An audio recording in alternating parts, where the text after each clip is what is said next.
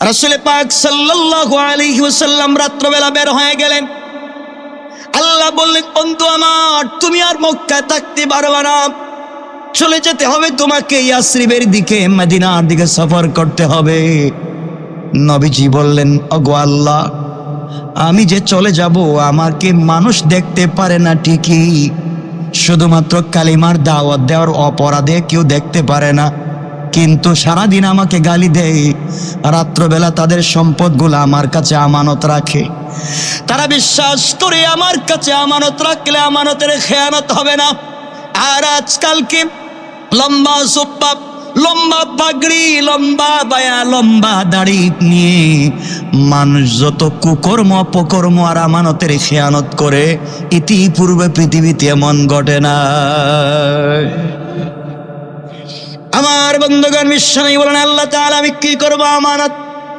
আল্লাহ বললেন, পয়গম্বর আমার আমানতগুলো আলীর কাছে দিয়ে দেন, আলী সকালবেলা জাগা মতো পৌঁছায়া দিবে। ওগো আল্লাহ, আমি যে বের হয়ে যাব গভীর রাত্রে, আমি তো বের হয়ে যাব, তুমি বলেছো চলে যাও, কিন্তু আমি তো আবার শুনতেছি কাফেরেরা আমার ঘরকে ঘিরে ফেলেছে, কাফেরেরা আমার ঘর ঘিরে ফেলেছে, ঘর থেকে বের হতে পারবো না, বর্ষা দিয়ে আঘাত করবে, নেশা দিয়ে আঘাত করবে, তরবারি দিয়ে আঘাত করবে, তারা যেভাবেই পারে আমাকে দুনিয়ার জমিন থেকে বিদায় করে দিবে। আল্লাহ, আমি তো ঘর থেকে বের হতে পারবো না। আল্লাহ ডাক দিয়া বললেন, বন্ধু আমার, তোমাকে তো আঘাত করেছে মক্কার মানুষ, কোনোদিন তোমাকে আমি আল্লাহ ফেলে দিই নাই। আজকে তুমি মক্কা থেকে মদিনায় যাবা, আমি আল্লাহ তোমার সাথে আছি। লা তাহজান ইন্নাল্লাহ মা'ানা। বন্ধু আমার, ঘর থেকে তুমি বের হয়ে যাও, কেউ যদি সাথে নাও থাকে আমি আল্লাহ আছি। পৃথিবীর কোন সৃষ্টির ক্ষমতা নাই তোমার ক্ষতি করবার। কোন সুবহানাল্লাহ। আল্লাহ আছে, আল্লাহ এখন আর নাই। আমাদের বিশ্বাসে তো কমজোর কেন?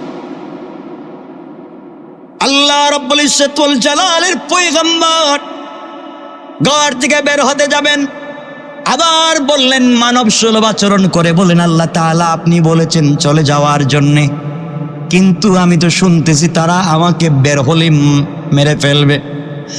আল্লাহর পয়গম্বরকে আল্লাহ বললেন, বন্ধু আমার, এক কাজ করে, তাহলে তোমার ঘরের ভিতর থেকে কিছু বালি হাতে নাও। কি হাতে? বালি তো বুঝেন, বালি হাতে নিয়ে বালিগুলা কাফেরদের উপরে নিক্ষেপ করে দাও। কোরআন থেকে কিছু তেলাওয়াত করে নিক্ষেপ করো। পয়গম্বরে আরবি বলেন, আল্লাহ তাআলা কাফেররা আমার ঘরের চতুর্দিকে বেষ্টন করে রেখে দিয়েছে, চতুর্দিকে কাফের আছে, পূর্ব দিকে, পশ্চিম দিকে, উত্তর দক্ষিণ, এমনকি ছাদের উপরে কাফের। আমি তো বের হওয়ার জায়গা নাই, আমি তো পাথরগুলা, কঙ্করগুলা, বালি একদিকে নিক্ষেপ করব, যে কোনো দিক থেকে তো আমার উপরে আক্রমণ করতে পারে। আল্লাহ রাব্বুল ইজ্জত ওয়াল জালাল বললেন, পয়গম্বর চিন্তার কারণ নাই, চিন্তা করো না, তোমাকে দায়িত্ব দিলাম পাথরগুলা, কঙ্করগুলা নিক্ষেপ করার, আর সবার চোখে চোখে ফেলে দেওয়ার জিম্মাদার আমি আল্লাহ। আল্লাহু আকবার। বিশ্বনবী আশ্বস্ত হলেন, এই আল্লাহর উপরে ভরসা রাখেন, যে আল্লাহ নমরুদের আগুন থেকে ইব্রাহিমকে বের করেছেন, যে আল্লাহ বাহরে কুলসুম থেকে পয়গম্বরদেরকে বাঁচিয়ে দিয়েছেন, যে আল্লাহ ফেরাউনের হাত থেকে মূসাকে বাঁচিয়ে দিয়েছেন, যে আল্লাহ মাছের পেট থেকে ইউনূসকে বাঁচিয়ে দিয়েছেন, যে আল্লাহ দীর্ঘদিন অসুস্থ থাকবার পর আইয়ুবকে সুস্থ করেছেন, যে আল্লাহ রাব্বুল ইজ্জত ওয়াল জালাল হযরতে ইদ্রিস আলাইহিস সালামকে আসমানে উঠিয়ে নিয়েছেন, এই আল্লাহর ক্ষমতা আছে না নাই? আল্লাহর উপর অগাধ বিশ্বাস রাখেন, জীবনে কোনোদিন ঠকবেন না, কিছু হবে না রে ভাই। আল্লাহর উপরে বিশ্বাস রাখেন, আমানতের খেয়ানত করবেন না, দেশের সম্পদ নষ্ট করবেন না, কারো প্রতি গীবত, শিকায়াত, মিথ্যা অপবাদ দিবেন না, আমানত নষ্ট করবেন না, এতিমের মাল নষ্ট করবেন না। দুনিয়ার জমিনে যদি ভালো মতো চলতে পারেন, নিজের মতো করে হালাল পথে চলতে পারেন। আল্লাহ বলেছেন শোনো, কিয়ামতের দিনে যতগুলো মানুষকে বিনা বিচারে জান্নাত পর্যন্ত পৌঁছে দেব, এর মধ্যে ছোট্ট একটা দল থাকবে যারা হালাল খায়, ইয়েতিমের মাল বক্ষণ করে না, ইয়েতিমের মালকে খুব সুন্দর করে তারা ভালো করে হেফাজতে রেখে দেয়। আমি আল্লাহ কিয়ামতের দিনে বিচার ছাড়া তাদেরকে জান্নাতের ফয়সালা করে দিলাম। আমার বন্ধুগণ, কথা সংক্ষেপ করে বলি, এক পর্যায়ে বিশ্বনবী বের হয়ে গেলেন, হাতের মধ্যে কঙ্কর নিলেন, পাথর নিলেন, বালি নিলেন, কাফেরদের উপরে নিক্ষেপ করলেন। একদিকে শুধু নিক্ষেপ করলেন, নিক্ষেপ করতে দেরি হয়েছে, সকল কাফেরদের চুকে চুকে পাথর পড়ে যেতে দেরি হয় না। কেউ দেখলেন নবীজি চলে গেলেন। আল্লাহ একদিন বলছিলেন, বন্ধু আমার তুমি কেমনে, তুমি তো বলছিলে পাথর নিক্ষেপ করলে একদিকে যায়, সকল কাফেরদের থেকে তুমি কেমনে বাঁচলা, তুমি কি জানো? নবীজি বললেন, না, আমি তো নিক্ষেপ করেছি তাই জানি। আল্লাহ রাব্বুল ইজ্জত ওয়াল জালাল বললেন, ওয়া মা রামাইতা ইদ রামাইতা ওয়ালাকিন্নাল্লাহা রামা। আল্লাহ রাব্বুল ইজ্জত ওয়াল জালাল বললেন, বন্ধু আমার তুমি মনে করেছো তুমি নিক্ষেপ করেছো, না না, তুমি নিক্ষেপ করো নাই, তোমার হাতটা আমি আল্লাহর কুদরতের হাত হয়ে যায়, আমি আল্লাহ স্বয়ং নিজের হাতে কাফেরদের চুকে ফেলে দিয়েছি। ঈমান রাখেন আল্লাহর উপরে। এতিম নবীকে তো নির্যাতন করবার পরেও একমাত্র আল্লাহ সহায় ছিলেন, কিছু করতে পারে নাই। আমার বন্ধুগণ, নবীজি মক্কা থেকে মদিনায় গেলেন, আবার তিনি বিজয় নিয়ে যেদিন মক্কায় আসলেন, তখন মক্কার মধ্যে বড় বড় লিডারেরা বাকি আছে, আবু সুফিয়ান বাকি আছে। নবীজি মক্কায় যখন আবার আসলেন, তখন আগে বের করে দেওয়া হয়েছিল, এখন মক্কার চাবি তার হাতে, রাসূল পাকের হাতে, কাবার চাবি নবীজির হাতে। একদিন নবীজি নামাজ পড়ার জন্য ওসমানের বলছিলেন, আমাকে একটু চাবি দাও, চাবি দেওয়া হয় না রাসূল পাককে। নবীজি বলছিলেন, আজকে আমাকে কাবার চাবি দেও নাই, এমন একদিন আসবে রে যেই দিন কাবার চাবি থাকবে আমার হাতে। কোন সুবহানাল্লাহ। বিশ্বাস ছিল আল্লাহর প্রতি। আমার বন্ধুগণ, নবীজি মক্কা থেকে মদিনার থেকে মক্কায় আসলেন, এখন ক্ষমতা নবীজির হাতে। কাফেরেরা তো ভয় পেয়ে গিয়েছে, মনে মনে ভাবতেছে কোন নিস্তার নাই। মক্কায় যে নির্যাতন করেছি এতিমকে, মক্কায় হযরতে বেলালকে নির্যাতন করেছি, হযরত সুমাইয়াকে শহীদ করেছি, খাব্বাব বিন আরবকে শহীদ করেছি, হযরত ইয়াসিরকে শহীদ করেছি, সাহাবায়ে কেরামকে শহীদ করেছি, নবীজিকে আঘাত করেছি, হামজাকে শহীদ করেছি। আজকে সেই নবী মক্কায় আসছেন, বিজিত, বিজয় অর্জন করে বাঁচার পথ নাই, প্রতিশোধ নেবেন, আঘাত করবেন, কেউ বাঁচবে না। এমন সময় নবীজি দাঁড়িয়ে গেলেন। নবীজি দাঁড়িয়ে বললেন, আজকের দিনে শোনো তোমরা, ও মক্কাবাসী শোনো, তোমাদের হাতে ছিল যখন ক্ষমতা, তোমরা আমাকে নির্যাতন করেছো, আজকে আমার হাতে মক্কার ক্ষমতা, আর আমি এই মুহূর্তে সকলকে মাফ করে দিলাম। মক্কার ক্ষমতা তোমাদের হাতে ছিল, যা মন চায় করেছো। আজকে আমি আমার চাচা হামজার শহীদের বিচার নিব, হত্যার বদলা নিব না, হযরতে বেলাল হাবশির নির্যাতনের বদলা নিব না, হযরতে সুমাইয়ার শাহাদতের বদলা নিব না, আবু বকরের নির্যাতনের বদলা নিব না, আমাকে আঘাত করেছো, আঘাতের বদলা নিব না, আমি সবকিছু মাফ করে দিলাম, আমি তো রহমতের নবী, সকলকে মাফ করে দিলাম। আর মনে রাখো, নির্যাতন করে কাউকে দমিয়ে রাখা যায় না, যদি আল্লাহ থাকেন বের করে দিলে ওই আল্লাহ আবার ফিরে আনতে পারেন। কোন ঠিক না? আমার বন্ধুগণ, সুতরাং ইয়েতিম যারা হবেন তাদের সঙ্গে অন্যায় করবেন না। স্বয়ং আল্লাহ রাব্বুল ইজ্জত ওয়াল জালাল তাদের কুদরত, নিজের কুদরতের হাত দেয় এই ইয়েতিমকে সাপোর্ট করেন। সুবহানাল্লাহ বললেন না? এজন্য ইয়েতিমের মালের খেয়ানত করব না তো ইনশাআল্লাহ।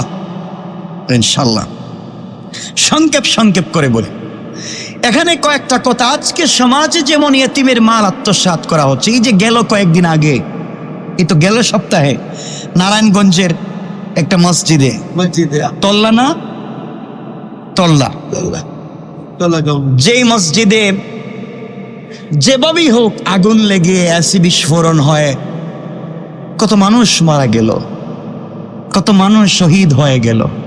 তারা নামাজে এসেছিল, শরীর পুড়ে গিয়েছে।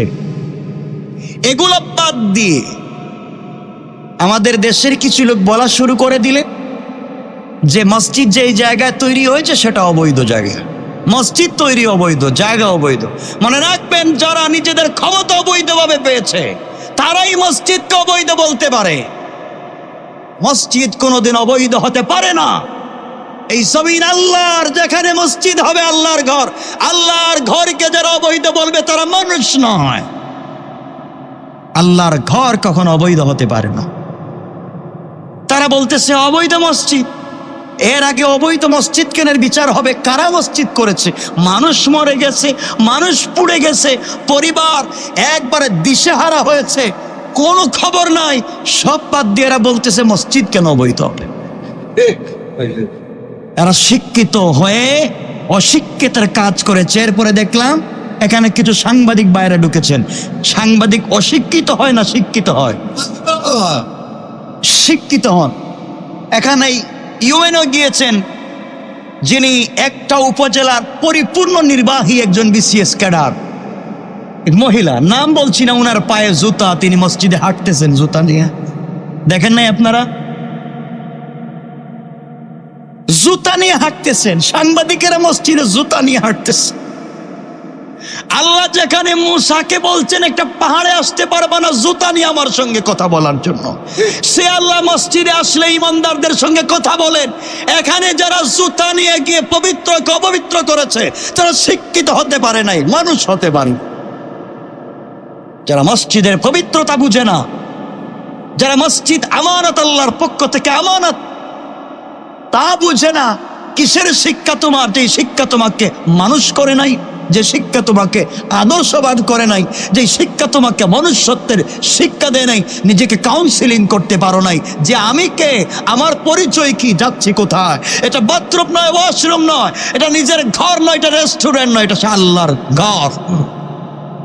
বোঝা দরকার ছিল কি ছিল না? এরপরে কি হলো? এখানে দেখলাম আমরা ফায়ার সার্ভিসের ভাইরা কষ্ট করেছেন, আমাদের পুলিশ ভাইরা সব কত কষ্ট করেছেন। ওরা বলছেন যে যা হয়েছে এখানে মসজিদের কিছু ঘটে নাই, মসজিদের এই এসিড থেকে কোনো ঘটনা ঘটে নাই, বরং নিচে ছিল তিতাসের গ্যাস লাইন। এটাই তো গ্যাস লাইন ছিদ্র ছিল, ওখান থেকে দুর্ঘটনা ঘটেছে। এটা পরিষ্কার দিবালু করে নেয়। এরপরও গ্যাস তিতাসের কর্তৃপক্ষ মানতে চায় নাই। মনে রাখবেন, যারা অবৈধভাবে জনগণের কোটি কোটি টাকা খেয়ে থাকে, সরকারের পক্ষ থেকে হাজার কোটি টাকা এনে জনগণের কাজ করার জন্য, যারা না করে আজকে এতগুলা মানুষকে হত্যা করেছে, 50,000 টাকা ঘুষ না পেয়ে যারা মেরামত করে নাই, এরা জানোয়ার, মানুষ নয়। 50,000 টাকা পায় না, কাজ করেনি, আজকে এতগুলা মানুষের জীবন গেল। কেন এগুলা হচ্ছে? কিসের ঘুষ খাচ্ছ? কিসের ঘুষ খাচ্ছ? মরা লাগবে না? মরার ভয় নাই? ঘুষের টাকা হাতে নিচ্ছ, আজরাইল যদি আসে এক থাপ্পড় দিয়ে মাটির নিচে ভালায় দে। কথা বলেন না কেন? ঘুষের টাকা কোথায় থাকবে?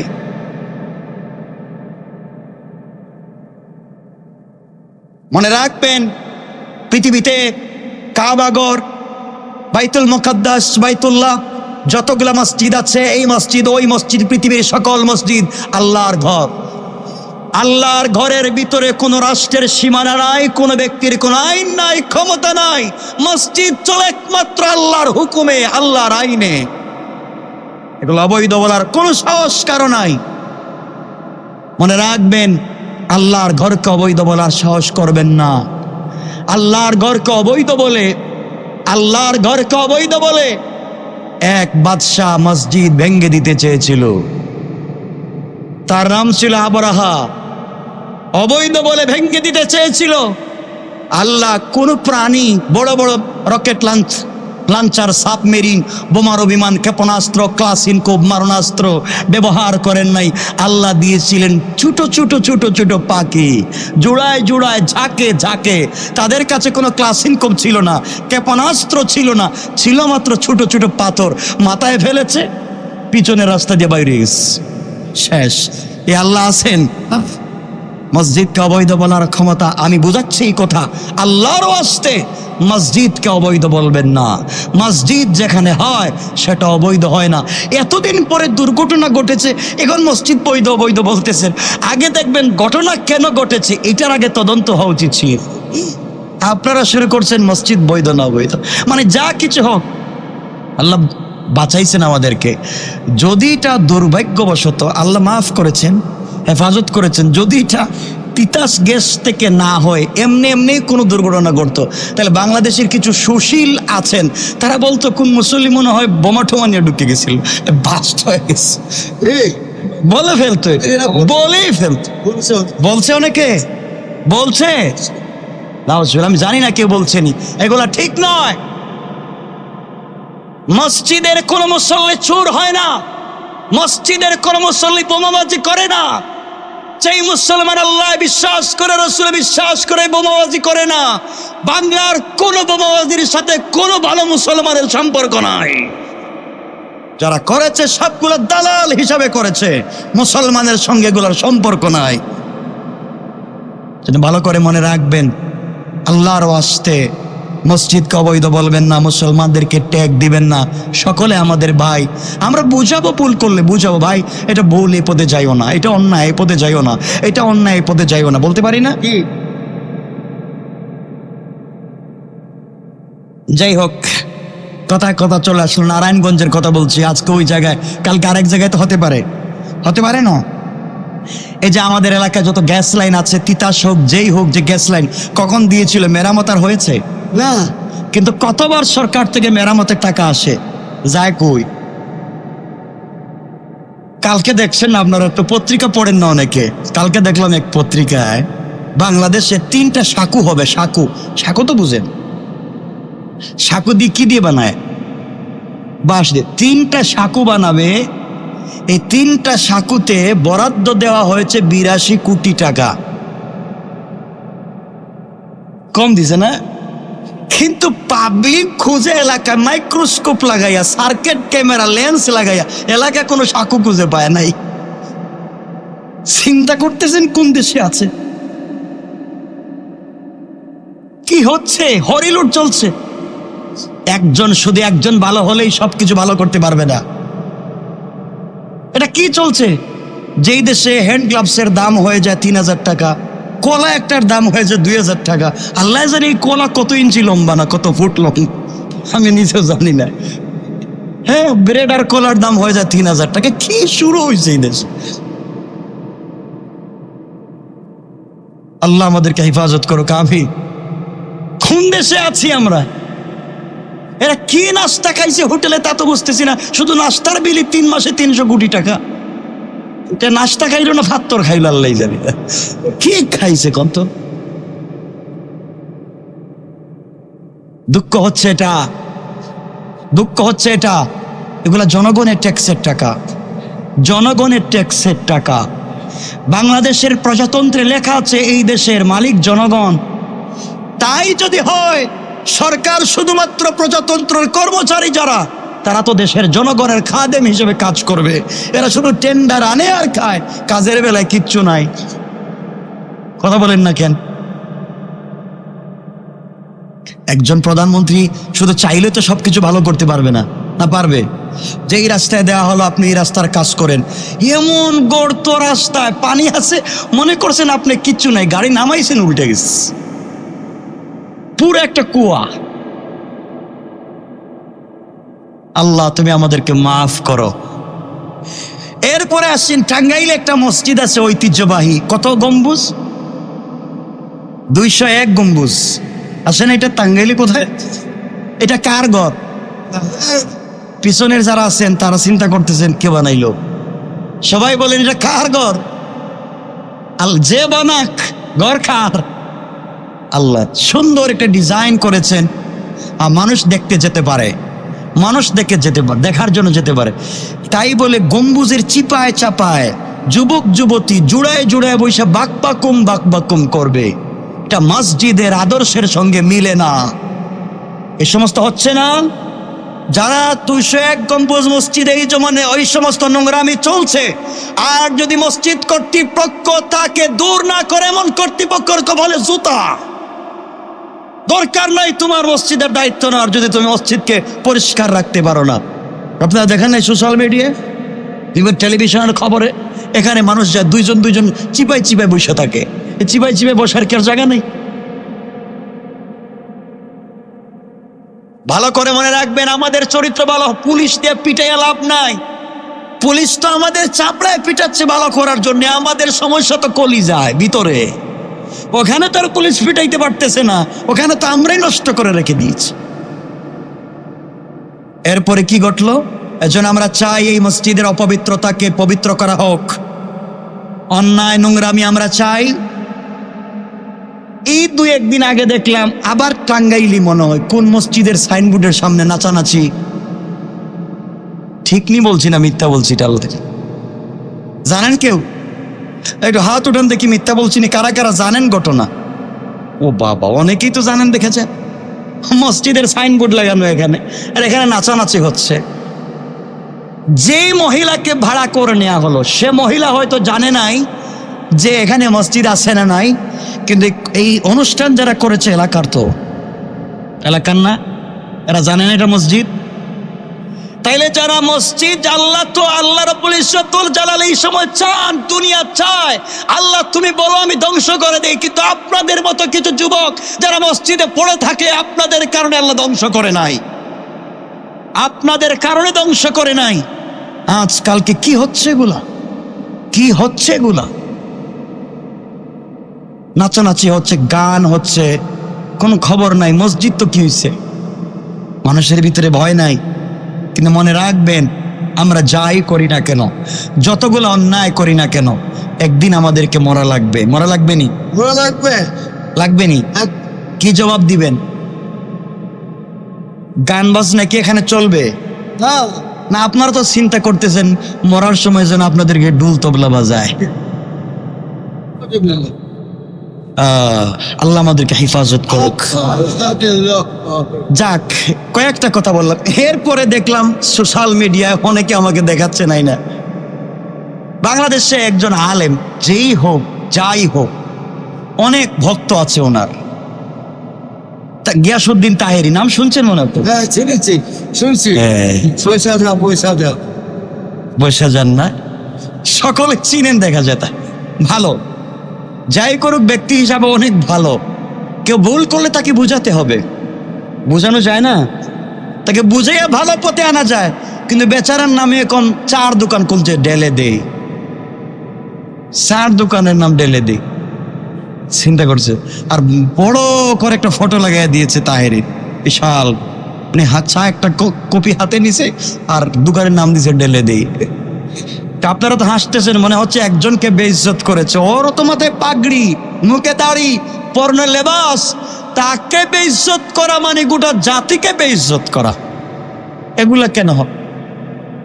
বিসিডির দোকানের নাম দে শাহজালাল বিসিডি ঘর, সিডির দোকানের নাম শাহজালাল। তাহলে কোন দিন সিনেমা হলের নামও শাহজালাল দিয়ে দিব? নাই, বিসিডি শাহজালাল নাই। শাহজালালের নামাইতে নামাইতে সিডির দোকানে নিয়ে আসছো। আজকে যারা এই সমস্ত চায়ের দোকান দিয়া একজন আলেমকে ছোট করতে গিয়ে হাজার হাজার আলেমকে ছোট করা হচ্ছে, এই সমস্যার প্রতিবাদ হওয়া চায়। কিন্তু প্রতিবাদ করবে কে? এক গ্রুপ, এই হুজুরের এক গ্রুপ, এই হুজুরের এক গ্রুপ, ছোট হুজুরের এক গ্রুপ, বড় হুজুরের এক গ্রুপ, মধ্যম হুজুরের আরেক গ্রুপ। উনি এক গ্রুপের নেতা, উনি আরেক গ্রুপের নেতা, তিনি আরেক গ্রুপের নেতা। শুধু নেতা আর নেতা, কাজের নামে কিচ্ছু নাই। সবগুলো রাত্রে দালালি করে আর দিনের বেলা লম্বা কথা বলে, পাবলিককে মাইর খাওয়ায় রাস্তায় ফেলে দেয়। কোনো নেতার খবর থাকে না, ঠিক কিনা বলেন? তার দরকার নাই। ভালো মানুষ হন, আলিম হন, আল্লাহকে চিনেন, আল্লাহকে ভয় করেন, সব বাদ দে। আল্লাহ আমাদেরকে হেফাজত করুক, আমিন। সুতরাং কে কোন দিন কোন ওয়াজে কি বলছে তাকে নিয়ে 4 দোকান দিবেন, আরেকজনকে বেইজ্জত করবেন, এগুলা ঠিক না। বেচারা কোন দিন বলছিল বৈশা যান, হয়তো কোনো ভালো কথা বলছিল, তো ওয়াজের কোনো সিস্টেমে বলছিল আপনারা বসেন ওয়াজ করি, আপনারা এটা বৈশা যান দিয়ে এমন কাজ করছে। এগুলো কি ঠিক না। হাসেন না কাউকে নিয়ে আপনারা, হাসাহাসি ঠিক না। ভুল করলে তাকে বুঝান, আমাদের কাজ তো বোঝানো। রাসূল কাউকে নিয়ে হাসাহাসি করেছেন? একটু আমাকে বলেন, কোনোদিন হাসছেন কাউকে নিয়ে? কাউকে অপবাদ দিয়েছেন? কাউকে গালি দিয়েছেন? বেচারা কোন দিন কাকে বলছিল আমি কি কাউকে গালি দিয়েছি? এটা হয়ে গেছে আরেক নাটকের নাম। লা হাওলা ওয়ালা কুওয়াতা ইল্লা বিল্লাহ, আস্তাগফিরুল্লাহ আস্তাগফিরুল্লাহ। আমরা সব কিছুকে নিয়ে নাটক বানায় ফেলাইতেছি। আর ওয়াজের মঞ্চে এখন গান চলে, গান। ওয়াজে মনে গান হয় না। আপনারা কি ওয়াজ শুনতে যান না গান শুনতে যান? মিথ্যা কথা। যুবক যারা আছে এরা তো ওয়াজ কি হুজুর, গান ছাড়া তো ভালো লাগে না, জমে না। গান হালাল না হারাম? সূরা লুকমানের ৬ নম্বর আয়াতে আল্লাহ বলছেন, ওমিনান নাসি মান ইয়াশতারি লাহুল হাদিস লিইউদিল্লা আন সাবিলিল্লাহ বিগাইরি ইলম ওয়া ইয়াত্তাখিযাহা হুজওয়া। আল্লাহ বলছেন যারা গান বাজনার মাধ্যমে, অশ্লীল শব্দমালার মাধ্যমে আল্লাহর পথ থেকে সরিয়ে নিয়ে যায়, কিয়ামতের দিন তাদের জন্য অপমানজনক, লাঞ্ছনাকর, কষ্টদায়ক শাস্তি। মানজনক না অপমানজনক? অপমানজনক, কষ্টকর, লাঞ্ছনাকর শাস্তি। এখন তো আমরা গান গাই না, না গাই না? মোবাইলে গান আছে? আছে নাই? সব ফেরেশতা মনে হইতেছে এরা সব আসমান থেকে আসছে, গান নাই। তা আপনার মোবাইলে গান, আপনি মসজিদে আসলেন কেমনে? মসজিদে গান, মোবাইলে গান আছে? নাই? আছে। একটু হাত উঠান তো দেখি কাদের নাই। সব উঠে দিস, ভালোই তো দেখতেছি। গান হালাল না হারাম? সবাই বলেন। আচ্ছা, আমরা আল্লাহকে ভালোবাসি না? আমরা রাসূলকে ভালোবাসি না? রাসূল কোনোদিন গান শুনেছেন? গানের পক্ষে কথা বলেছেন? তা আপনি কেন? আপনি নামাজও পড়েন, গানও গান। শয়তানকে আল্লাহ দেখছেন নি কেমনি মুরিদ করছি এরে? এরে আপনার মসজিদে সেজদা দেয় বাইরে করে বলছি স্যার, এবার ঠাস ঠুস দে চলতেছে। এই তো ইমান চলে যাচ্ছে, আমাদের ইমান চলে যাচ্ছে, কাফের হয়ে যাচ্ছে, কোনো খবর না হয়। এজন্য আল্লাহ আমাদেরকে হেফাজত করুক, আমিন। আমার বন্ধুগণ, ইয়াতীমের সঙ্গে সম্পর্ক কেমন হওয়া চাই?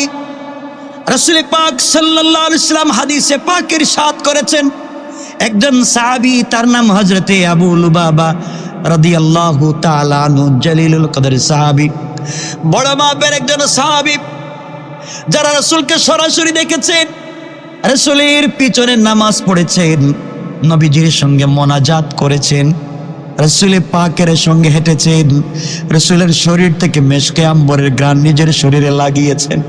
নবীজি যেই মসজিদে ইমামতি করেছেন সেই মসজিদে মুসল্লি ছিলেন এমন সাহাবী হযরতে আবু লুবাবা রাদিয়াল্লাহু তাআলা আনহু। ওনার একটা বড় খেজুর বাগান ছিল। ওনার পাশের যেই খেজুর বাগান, ওই খেজুর বাগান একজন ইয়াতীমের ছিল, কিন্তু মধ্যখানে কোনো সীমানা নির্ধারণ নাই, আলাদাভাবে খাচ্ছেন। ছেলেটার বাবা মারা গেল, ছেলেটা ইয়াতীম হয়ে গেল। ছেলেটা যেদিন সীমানা নির্ধারণ করতে গেল, সীমানা নির্ধারণ করতে গিয়ে দেখে হযরতে আবু লুবাবা রাদিয়াল্লাহু তাআলা আনহুর একটা খেজুর গাছ তার সীমানার ভিতরে চলে আসে। আবু লুবাবাকে বলছেন, চাচা যান, আমার তো বাবা নাই, আমি এই বাগানের সীমানা নির্ধারণ করতে